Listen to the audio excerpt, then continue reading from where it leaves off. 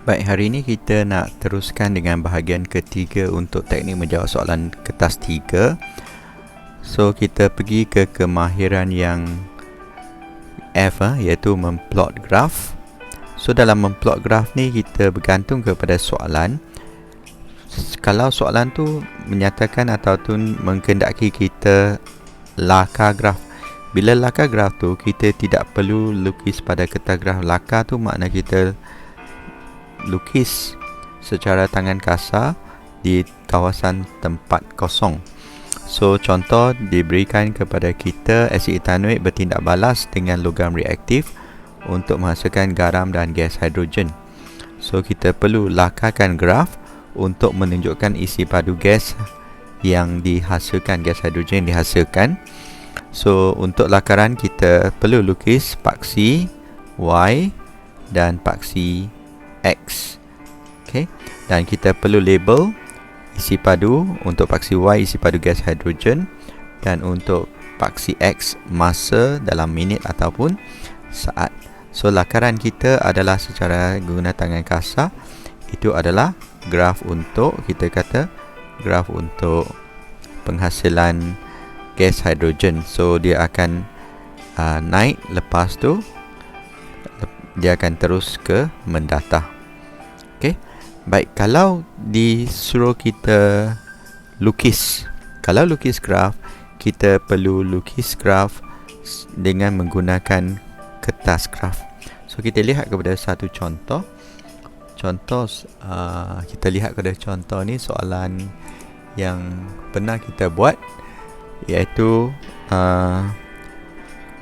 masa yang diperlukan untuk menutup pangkal X ni. So, kita lihat kepada sekejap soalan kita nak dapatkan data dia sekejap. Cikgu cari data dia sekejap.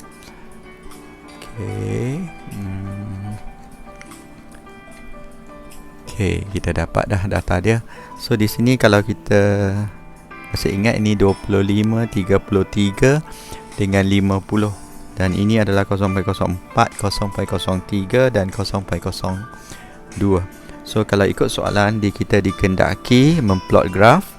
Plot graf kepekatan tu kepekatan ada di sini, melawan dengan satu pemasa. Satu pemasa ialah yang ini. So, kalau kita plotkan, ini paksi Y kita. So, paksi Y kita adalah kepekatan. So, kita berikan nilai-nilai yang diperlukan. Kepekatan mesti ada unit dia. Unit dia mol dm3. Dan lawan dengan 1 peti. 1 peti tu masa dia ataupun unit dia saat per -1. So, kita akan plot pada titik-titik yang dikehendaki. Okay. Dan kita lukis garis lurus terbaik. So, cara pemeriksa akan periksa graf tu memberikan markah 3. Yang penting dia akan pastikan bahawa kedua-dua paksi dilabelkan. Okey, dilabelkan. Untuk paksi Y, kepekatan natrium thiosulfat dengan unit dia. Paksi X, satu pemasa dengan unit dia saat -1. Dan yang dicek yang kedua, benda yang dicek yang kali kedua, ada benda yang kedua adalah kita kata skala seragam. Skala seragam maksud dia, kalau dalam katakan 2 cm ni kita guna 0.01, ini juga kita 0.01, bermakna saiz dia sama lah. Kita tak boleh kata sini 0.01, lepas tu kita lompat kepada 0.05, lepas tu 0.10, tak boleh. So, skala ni dah tak seragam. So, contoh ini 0.04, lepas tu 0.08, memang kita kata skala dia seragam. So, bila kita lukis graf, kita pastikan kedua paksi di label skala seragam. Kita pindahkan titik tu pada titik yang betul. Okey, titik yang betul. Biasa kita guna pangkal untuk tunjukkan titik tu supaya kita boleh pangkal dengan jelas. Dan kita akan lihat kepada lukisan garis lurus terbaik. Okey, pastikan kalau boleh melalui semua titik. Kalau tidak, kita cuba seimbangkan atas dengan bawah titik-titik tersebut. Okey. Baik, kita terus ke kemahiran seterusnya. Kita perlu kelaskan. Okey, kelaskan biasa diberikan dua benda yang kita kata dua kumpulan. Kita perlu kelaskan. Contoh di sini asid kuat dan asid lemah. So untuk kelaskan, kalau boleh kita lukis, kalau tidak diberikan jadual ni kita lukis jadual ni. Okey, jadual ni kita perlu lukis dengan kita kata dengan tajuk dia. So asid kuat, asid lemah. So asid kuat kita dah tahu, asid kuat tu adalah asid hidroklorik dengan asid sulfurik. Asid hidroklorik dengan asid sulfurik. Dan asid lemah, okey, asid lemah adalah asid etanoik. Asid etanoik CH3COH. Okey, satu lagi asid adalah asid nitrik. Asid nitrik juga asid kuat. Kita tuliskan, kelaskan dengan betul. Okey, kita terus dengan contoh seterusnya. Kita perlu kelaskan ion-ion yang hadir dalam set 2. Set 2 tu saya rasa set eksperimen natrium thiosulfat. Okey, di mana kita tindak balas dengan asid hidroklorik. So bila kita sebut tentang anion tu adalah ion negatif, dia akan pergi ke anode yang bercas positif. Cation adalah ion yang bercas positif pergi ke cathode. So untuk anion kita ada thiosulfat S2O3 2 negatif, ada klorida Cl negatif, dan kita ada larutan air. Air ni H2O, dia ada H positif dan OH negatif.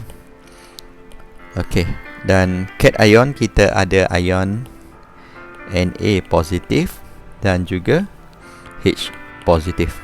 So kita dah kelaskan kepada ion-ion, cation dan anion. Contoh lain, kita kelaskan benda-benda berikut kepada konduktor haba baik, konduktor haba lemah. So yang baik tu biasa daripada logam lah. So elemen windshield atau penghadang angin aluminium. Okey, penghadang angin aluminium Al. Lepas tu satu lagi adalah kita yang buat daripada logam adalah iron tripod stand ataupun tungku kaki 3. Tungku kaki 3 yang dibuat daripada besi kan. Okey, yang poor conductor atau konduktor haba yang lemah adalah kita kata air dan juga lampu kaca ni, lampu kaca. Okey Okey, sekarang kita pergi ke kemahiran yang agak sukar, iaitu kita kata kemahiran definasi secara operasi. Okey, so kita perlu mendefinisikan satu konsep. Okey, definisikan kereaktifan, definisikan kadar tindak balas, definisikan asid. Okey, definisikan satu konsep. Okey, dengan menerangkan apa yang anda lakukan dalam eksperimen. Okey, apa yang kita buat dalam eksperimen, apa yang anda lakukan, ini sangat penting. Okey, apa yang kita lakukan dan apa yang kamu lihat atau yang kita perhatikan untuk kaitkan dengan definisi yang kita nak buat tu. Okey, so contoh kita sedang buat eksperimen tindak balas larutan natrium hidroksida dengan asid etanoik. Dikehendaki kita membuat definisi secara operasi haba peneutralan. Okey, haba peneutralan. Okey, biasa kalau kita takrifkan haba peneutralan, haba yang dibebaskan apabila 1 mol air dihasilkan apabila 1 mol hidrogen, ion hidrogen, dan 1 mol ion hidroksida bertindak balas. Di sini kita tidak boleh gunakan definisi secara teori ni.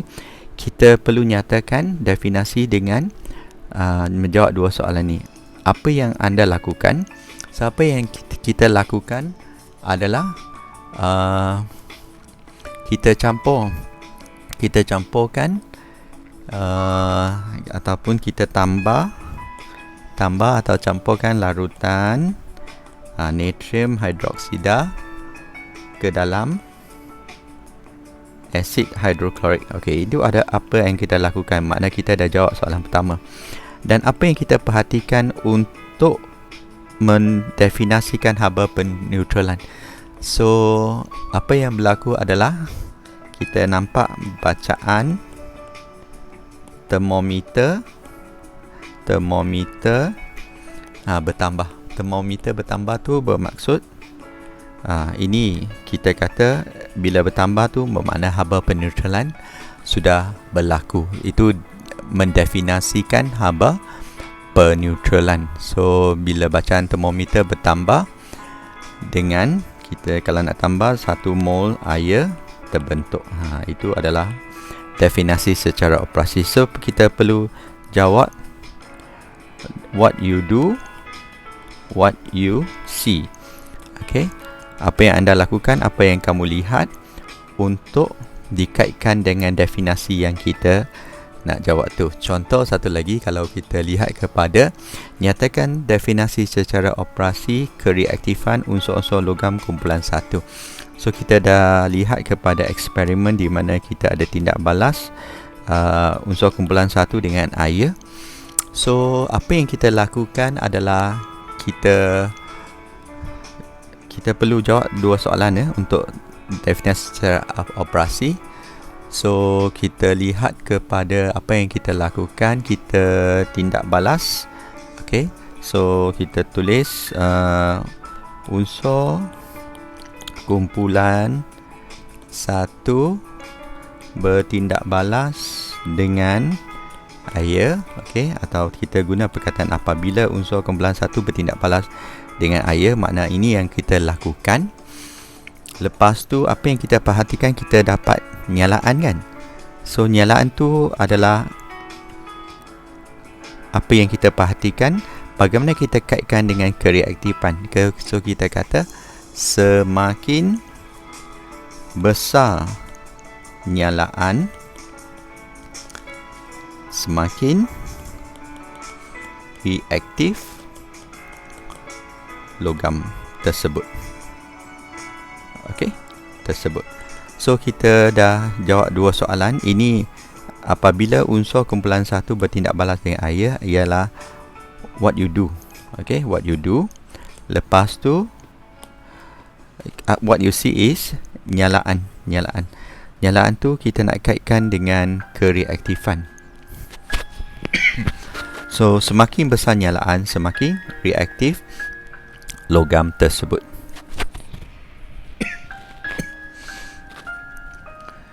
Okey, kita teruskan dengan soalan seterusnya. Ini bahagian baru di mana kita perlu cari hubungan antara jumlah isi padu gelombang gas yang terhasil dengan masa dalam katod dalam eksperimen 2. So yang ini kalau tak silap saya ialah kita kata kita ada proses elektrolisis. Okey, kita ada proses elektrolisis di mana kita mungkin dah elektrolisiskan katakan asid hidroklorik. Okey, apa yang berlaku adalah di katod, okey, hidrogen akan dinyacaskan dan menghasilkan ion hidrogen, dinyacaskan menghasilkan gas hidrogen. So kita perlu nyatakan hubungan antara jumlah isi padu gas yang terhasil dengan masa. Okey, dengan masa. So kalau kita nak nyatakan hubungan, kita perlu tulis semakin-semakin lah. Okey, so kita kata semakin bertambah masa, ini hubungan pertama, masa bertambah, semakin bertambah isi padu gas yang dihasilkan. Okey, itu adalah hubungan dia. Semakin bertambah masa, semakin bertambah isi padu gas yang dihasilkan. Okey, sekarang kita perlu nyatakan definisi secara operasi kekondaksian elektrik. Kekondaksian elektrik, kita lihat kepada soalan ni. Biasa kekondaksian elektrik tu dia ada satu jarum, satu emitter. So apa yang kita buat adalah kita nak definisi kekondaksian elektrik. So kita masukkan dua-dua elektrod dalam electrolyte. So apa yang kita lakukan, kita masukkan ataupun kita kata masukkan kedua-dua elektrod ke dalam elektrolit. Okey. Bila kita dah masukkan